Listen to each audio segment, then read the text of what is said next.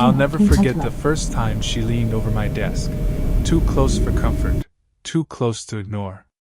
Her perfume wasn't overwhelming, but it lingered just enough, mixing with the stale coffee scent of the office. That's when I realized work would never feel the same again. Her name was Claire. She wasn't just another manager. They said she was the one who made people better. The kind of woman who noticed details, who remembered birthdays, who wrote notes on paper instead of just emails. She carried herself differently too, quiet, composed, like she'd seen things no one else here could guess. And me? I was 23, new to the department, new to the world, really. I thought I'd slide under the radar, just another junior analyst in an endless sea of cubicles. But Claire saw me. Not in some dramatic way, but in small things. She corrected my report once without making me feel stupid. She asked if I was settling in. She smiled, actually smiled, when I told her I wasn't sure yet. It started there. One night I stayed late. Everyone else had gone home, but my screen was still lit, numbers blurring together. I was half dozing when her voice cut through the quiet. "You're learning fast." I nearly jumped. She was standing behind me, coat over her arm, hair a little loose from the day. She wasn't supposed to still be here, but she hadn't left yet either. I fumbled for words. I have a good teacher." Her eyes held mine a second too long. I swear the fluorescent lights flickered then, leaving us in that awkward half-shadow where things felt less like an office and more like something else. She didn't laugh. Didn't deflect. Just tilted her head slightly, like she wanted to say something but thought better of it. Instead, she stepped closer to my desk. That silence stretched, thick and heavy. I couldn't focus on the screen anymore. My pulse was too loud in my ears. "You don't need to stay this late," she said finally, her tone softer than usual. "It's not expected."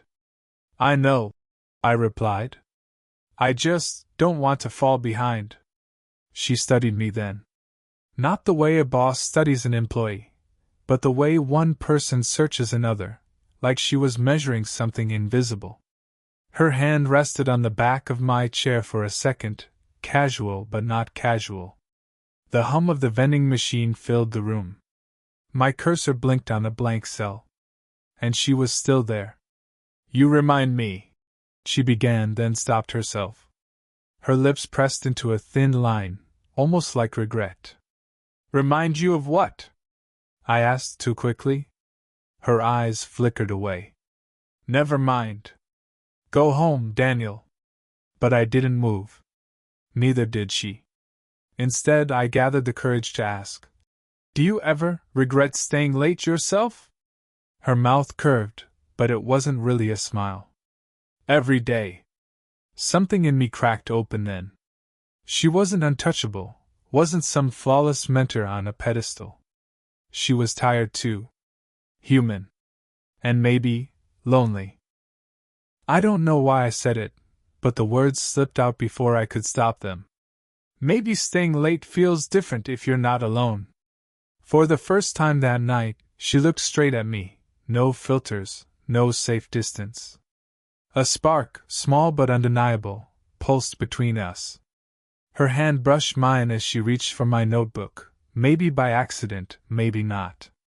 She set it down gently, leaned closer, and whispered, "Careful, Daniel. Some lines, once crossed, don't fade." And that's where it began. The notebook still sat between us, her hand just inches from mine. I should have pulled away, packed up, and left. But I didn't.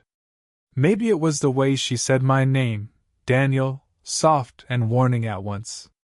Maybe it was the flicker in her eyes, like she wasn't just my mentor tonight but something else entirely. I cleared my throat. "You mean, there are lines you regret crossing?" Her shoulders stiffened. She gave a small, almost humorless laugh. "Regret isn't the word. More like reminders. Of what I shouldn't have done." She didn't elaborate, and maybe I wasn't supposed to ask. But I wanted to. More than that, I wanted to understand. The office felt heavier now.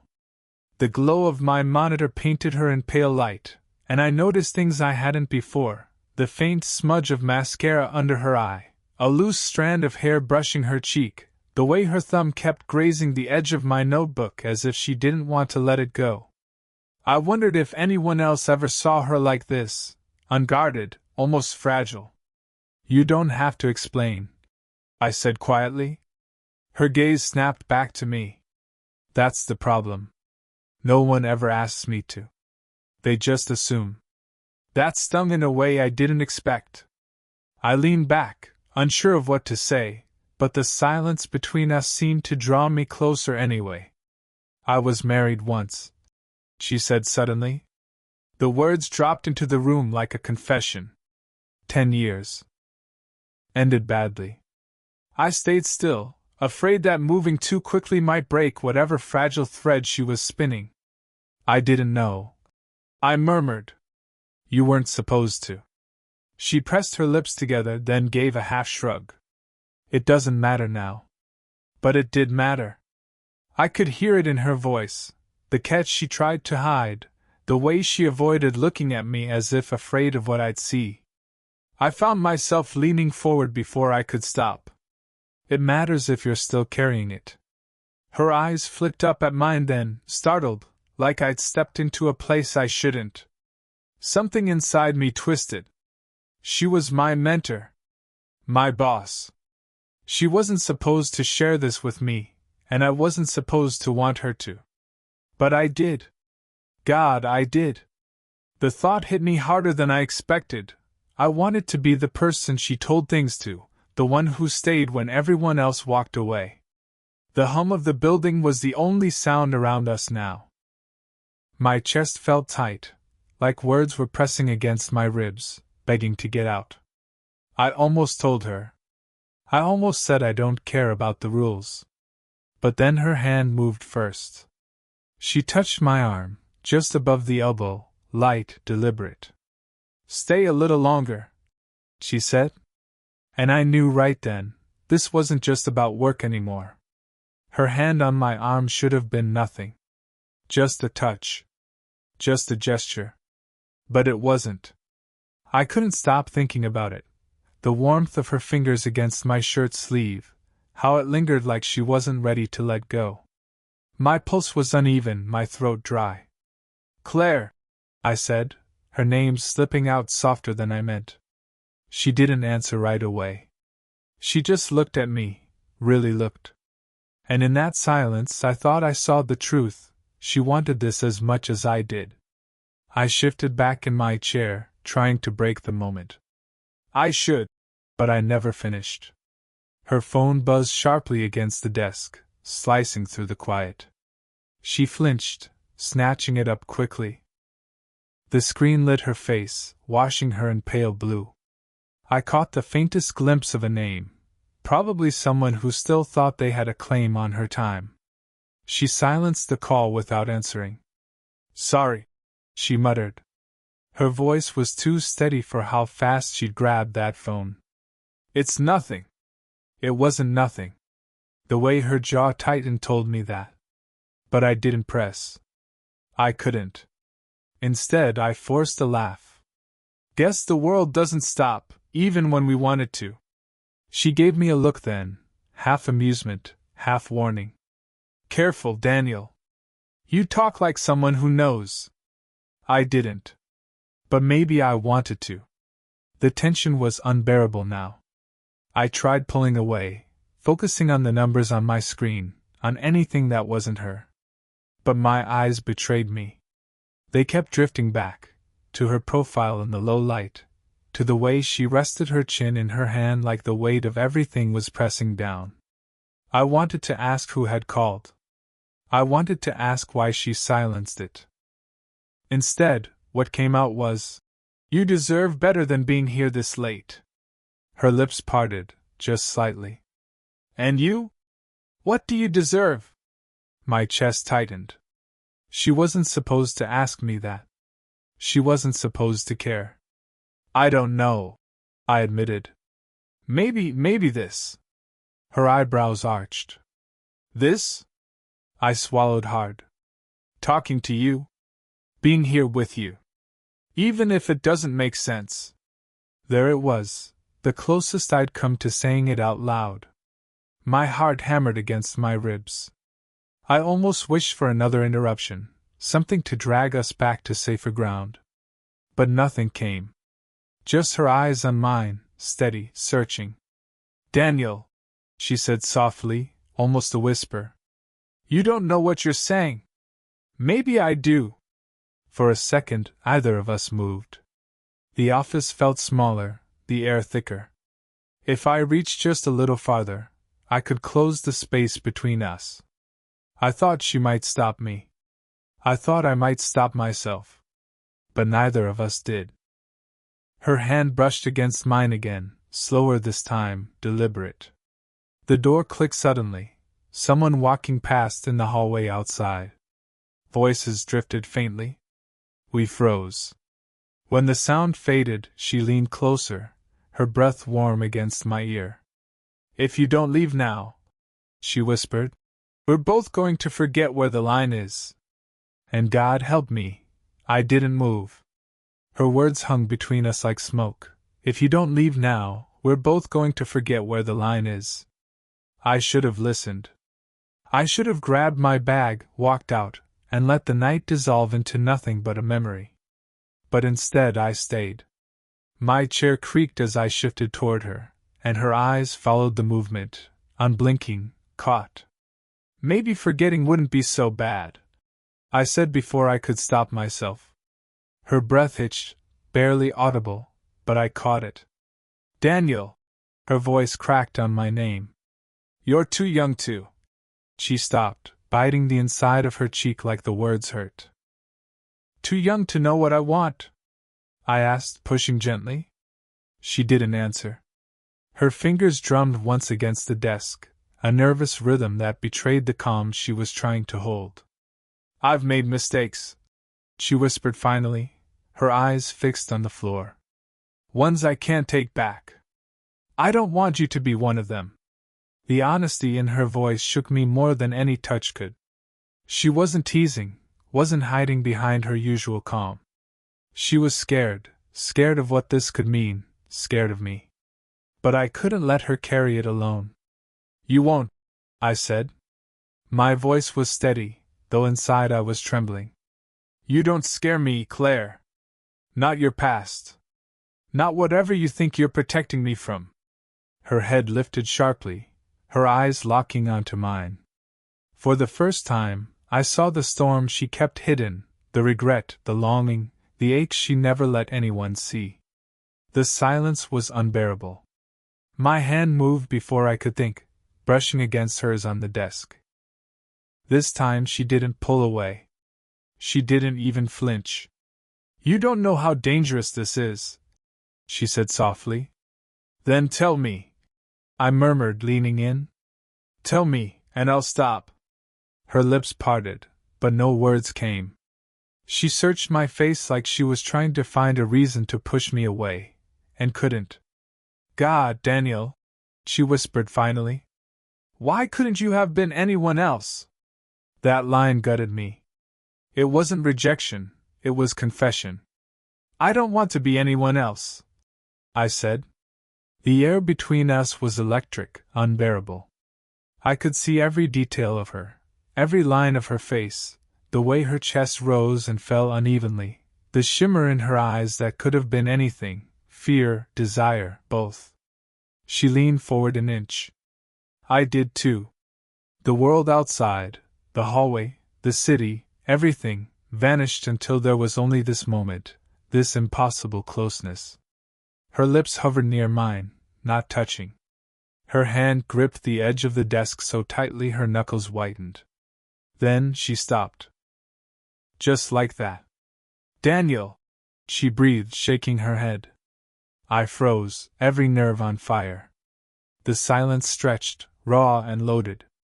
And then she asked the question that split me open. Tell me the truth, If I let you, would you really stay?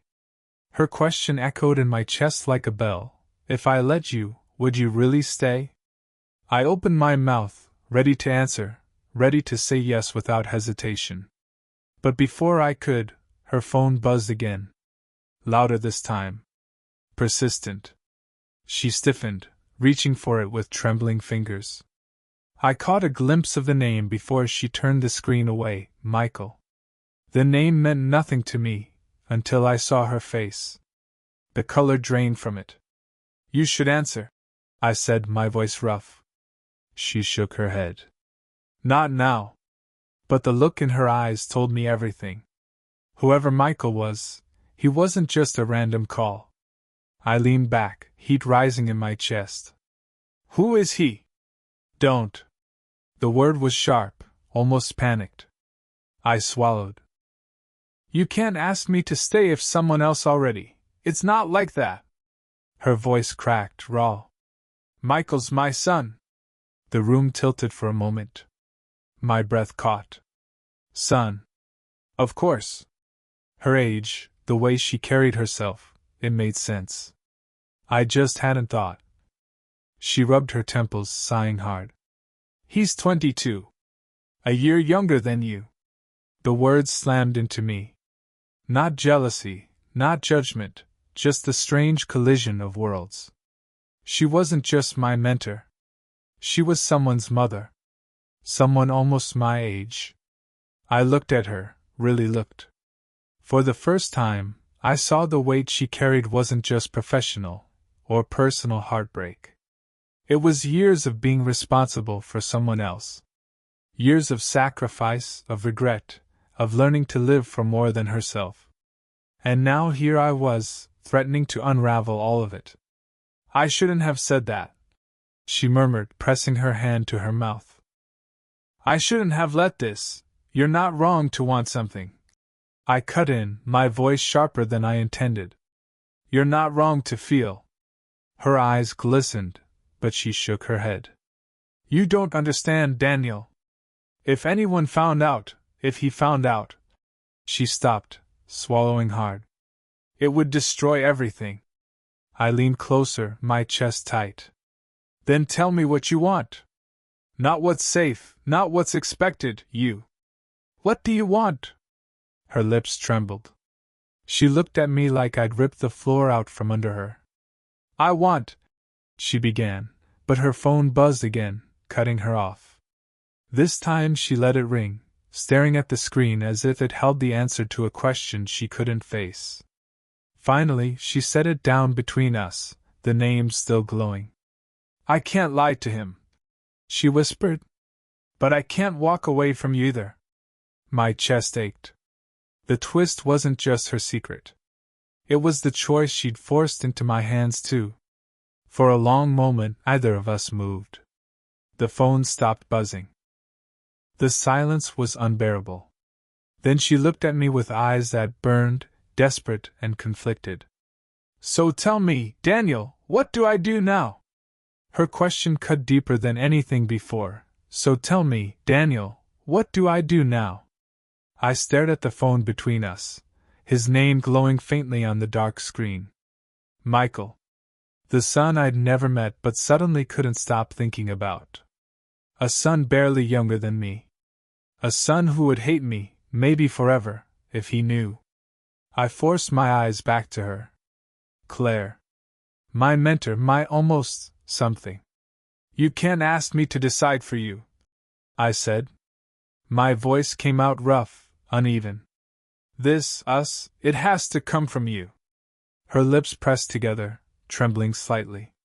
She looked older then, not in a way that diminished her but in a way that showed the years she carried. The years I hadn't lived yet. I don't want to hurt you, she whispered. You already haven't. I leaned forward, searching her face. What hurts is pretending this isn't real. She exhaled, sharp and shaky. Her hand twitched against the desk, and before I could think, I reached for it. This time she didn't resist. Our fingers locked, desperate, almost defiant. The silence was raw, charged. I couldn't stop myself. I don't care if it's wrong, I said. I don't care about the rules or the risk. I'd rather have one night of truth with you than a lifetime of pretending we never felt this. Her eyes flickered, glassy with unshed tears. And when the truth ruins everything? When Michael looks at me and sees betrayal? When your career collapses before it begins? I tightened my grip. Then at least we'll know we didn't lie to ourselves. Her breath caught, and for a moment I thought she would pull away, end it, save us both. Instead, she leaned closer. Her forehead touched mine, soft but fierce, as if she couldn't hold the distance anymore. God help me, she whispered. I want you too much. And then, finally, she kissed me. It wasn't dramatic, wasn't perfect. It was trembling, rushed, half-broken. Her lips pressed against mine with years of regret and longing spilling out at once. I kissed her back like I'd been holding my breath since the day we met. When we pulled apart, she stayed close, her nose brushing mine. This doesn't solve anything, she murmured. I know. My chest rose and fell fast. But it means something. She studied me for a long moment, and in her eyes I saw both the fear and the release, the acceptance that nothing would ever be the same. Finally, she whispered, Then promise me. Whatever happens, don't make me regret this. I nodded, voice low. I won't. The phone buzzed again. She didn't look at it this time. Neither did I. For the first time all night, the silence didn't feel unbearable. It felt like a choice. And in that fragile, stolen moment, I knew we'd already crossed the line. There was no going back. The kiss lingered in my mind long after it ended, like an imprint I couldn't shake. It wasn't just a kiss. It was years of her regrets colliding with all of my longing. And in that quiet office, with her phone buzzing against the desk, we both knew the truth. There was no going back. She pulled away first, her hand still clutching mine as if letting go might undo everything. Her voice was soft but steady. We can't pretend this didn't happen. I don't want to, I said. Her eyes softened, though there was still a flicker of fear beneath them. Daniel, if you stay, this changes everything. I thought about that, about Michael, about the whispers in the office if anyone found out, about the risks neither of us could control. But I also thought about all the nights ahead if I walked away now, carrying nothing but the ache of almost. I don't want almost, I said quietly. Not with you. For the first time all night she smiled. Not the polite, composed smile I'd seen in the office, but something real, something unguarded. God help me, she murmured again, shaking her head. But she didn't pull away. She leaned in, resting her forehead against mine. Then we'll figure it out. Together. Later, as we packed up our things, the world outside felt different. The office lights hummed, the city buzzed beyond the windows, but inside me there was a calm I hadn't expected. Claire slipped her phone into her bag without checking it again. Her son would call back. He'd have questions. Maybe one day she'd have to explain, maybe one day he'd never forgive her. But that was tomorrow's storm. Tonight, it was just us. As we walked out side by side, I noticed the way her steps slowed, like she wasn't used to sharing the silence with someone who wanted to stay.